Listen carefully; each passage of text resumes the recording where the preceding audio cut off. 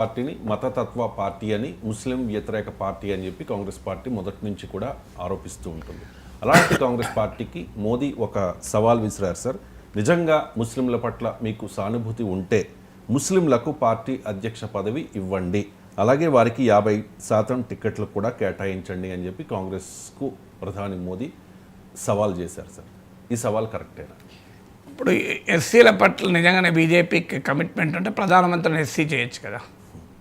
ఈ క్వశ్చన్కి ఆన్సర్ మీరు రాష్ట్రపతి చేస్తే రాష్ట్రపతికి ఏం పవర్స్ ఉంటాయి?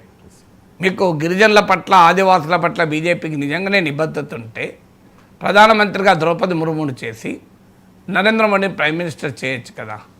రామ్నాథ్ కోవింద్ను ప్రైమ్ మినిస్టర్ చేయొచ్చు కదా. మీరు ఎస్సీల పట్ల ఎస్సీ ఉపకులాల పట్ల మేము అండగా ఉంటాం అని చెప్పి హైదరాబాద్కి వచ్చి మందకృష్ణ మాదిగ నాయకత్వంలో పెద్ద మీటింగ్ పెట్టారు కదా. నేను అనేది వర్గీకరణ ఎందుకు ప్రైమ్ మినిస్టర్ పోస్ట్ ఇచ్చాను ఇవ్వండి. రామ్నాథ్ కోవింద్కో ద్రౌపది ముర్ముకో మీరు ప్రైమ్ మినిస్టర్ పోస్ట్ ఇచ్చేయండి. ఇచ్చేసి మీరు ప్రెసిడెంట్గా ఉండండి నరేంద్ర మోడీ, అయిపోతుంది కదా. అంటే ఆన్సర్ ఉంటుందా? సో అందువల్ల మాట్లాడే ఆర్గ్యుమెంట్ అప్పుడు బేసిస్ ఉండాలి. ఇప్పుడు ఇష్యూ ఏంటి? ఇష్యూ కాంగ్రెస్ పార్టీ 50% ముస్లింలకు ఇస్తుందా? 2024 ఎన్నికలప్పుడు ఇదే రాజకీయం. ముస్లిం మందిర్, మసీద్, ముజ్రా, మంగళసూత్ర అని ఇదే రాజకీయం చేశారు. మళ్ళీ ఇప్పుడు అదే రాజకీయం. నరేంద్ర మోడీ దేశ ప్రధానిగా 11 ఏళ్ళు ఉన్న తర్వాత ఈ దేశ ఆర్థికాభివృద్ధి సాధించాం, ఈ దేశంలో స్మార్ట్ సిటీస్ నిర్మించాం, స్వచ్ఛ భారత్ను సాధించాం, డిజిటల్ ఇండియాను సాధించాం, స్టాండప్ ఇండియాను సాధించాం, వికసిత భారత్ సాధించాం. ఇవి చెప్పుకొని ప్రజల దగ్గరికి వెళ్ళాలి తప్ప ఇంకా హిందూ ముస్లిం అని ప్రజల మధ్య ఉండే మతపరమైన విభేదాలను జలింపజేసి ఇంకా అధికారంలో పెట్టుకోవాలంటే ఆశ్చర్యం వేస్తుంది. ఏదో కొత్తగా పవర్లోకి రావడానికి ఏదన్నా చేశారన్న అర్థం చేసుకోవచ్చు, కానీ 11 ఏళ్ళ తర్వాత your track record should be enough కదా. నేను నేళ్ళు గొప్పగా పాలించాను, నాకు ఓట్లేయండి అనాలి తప్ప ఇంకా ఈ మతం పేరిట పంచాయతీ ఏంటి అనేది క్వశ్చన్. ఇక బీజేపీని అడుగుతున్న ప్రశ్న అది కాదు. బీజేపీ ప్రశ్న ఫండమెంటల్ క్వశ్చన్ ఏంటి? అసలు బీజేపీ కేంద్ర క్యాబినెట్లో ఒక ముస్లిం లేడు.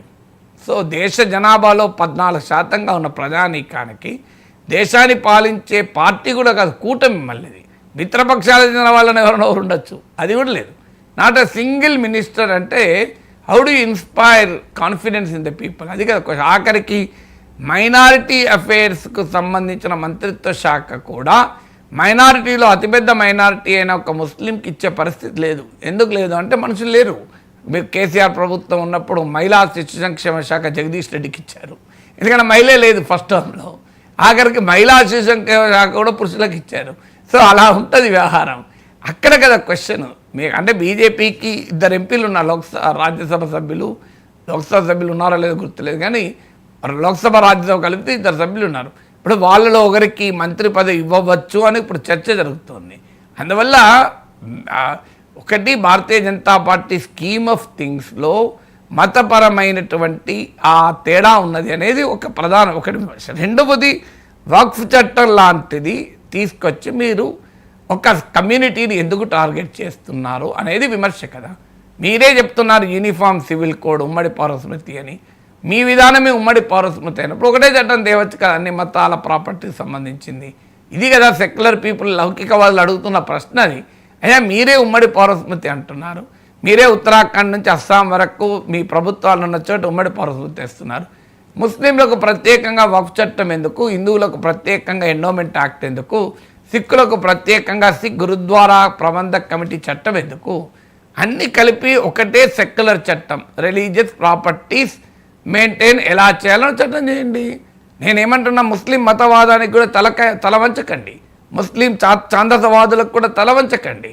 ఎవరికైనా ఒకటే సెక్యులర్ యాక్ట్, ముచ్చట్లేదు. అన్ని మతపరమైన ప్రాపర్టీస్, దేవుడి పేరిట ప్రాపర్టీస్ కూడా అన్యాక్రాంతం కాకూడదు. దేవుడి మీ పేరిట ప్రాపర్టీస్ కూడా కొద్దిమంది మాఫియా చేతులు లాంటి వాళ్ళ చేతులకు వెళ్ళకూడదు. Let us make it, let us protect it.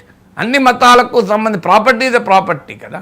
ఒక దేవాలయానికి భూమి ఉన్నా, ఒక మసీదుకు భూమి, వక్ఫ్ భూమి ఉన్నా, ఒక క్రిస్టియన్ ల్యాండ్ ఉన్నా, సిక్ ల్యాండ్ ఉన్నా, ల్యాండ్ ఇస్ ల్యాండ్ కదా.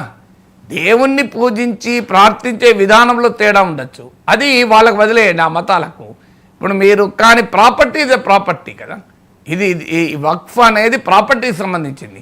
మీకు ఇస్లాం ఎలా పాటించాలి అనే దానికి సంబంధించింది కాదు కదా, ఆ అంశాలు మీరు ఆ మతాలకు వదిలేయండి. కానీ ఫండమెంటల్ పాయింట్ ప్రాపర్టీ అనే దానికి ఇట్స్ సెక్యులర్ ఆస్పెక్ట్.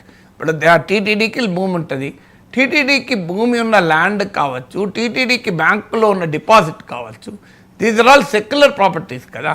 మీకు దేవునికి ఎలాంటి నైవేద్యాలు ఇవ్వాలన్నది ఆగమశాస్త్రం. ఇక్కడ బ్యాంకులో డిపాజిట్ ఆగమశాస్త్రానికి సంబంధం ఉన్నది కాదు కదా, ల్యాండ్ ఆగమశాస్త్రానికి సంబంధం ఉన్నది కాదు కదా. ఇస్లాంలో ఏ రకంగా ఉండాలనేది వారి మతం సంబంధించింది, కానీ ఇది ల్యాండ్ మతానికి సంబంధించింది కాదు కదా. అందుకే these are all secular entities కనుక అన్ని మతాలకు కలిపి ఒకే చట్టం ఎందుకు తేరు?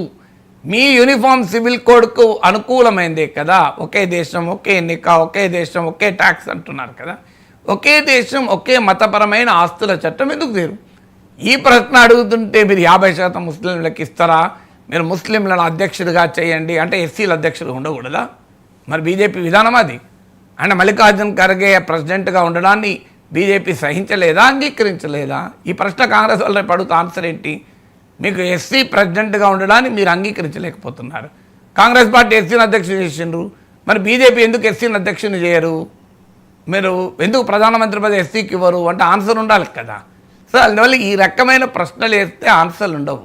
ఫండమెంటల్ పాయింట్, ఒక ప్రభుత్వం అనుసరిస్తున్న విధానాలు ఎలా ఉన్నాయి, ఆ ప్రభుత్వం తీసుకొస్తున్న చట్టాలు ఎలా ఉన్నాయి, అది ప్రభుత్వాల్లో అధికారంలో ఉన్న పార్టీలు అన్ని వర్గాల, అన్ని మతాల, అన్ని కులాల, సమాజంలోని అన్ని సెక్షన్లను రిప్రజెంట్ చేస్తుందా లేదా, ఇది ఇష్యూ తప్ప ఇష్యూ వల్ల మీరు ముస్లింలు పెట్టండి అంటే వాళ్ళు రేపు కాంగ్రెస్ వాళ్ళు అదే అడుగుతారు. అవునులే మీకు ఎస్సీ పెట్టడం ఇష్టం ఉండదు, అందుకే మీకు ఎస్సీని అర్జెంటుగా ఒక ఎస్సీ నాయకుడు ఉండడాన్ని మీరు సహించలేరు, అందులో చాలా సీనియర్ నాయకులు మల్లికార్జున ఖర్గే తక్షణం తొలగించాలని మీ ప్రయత్నం.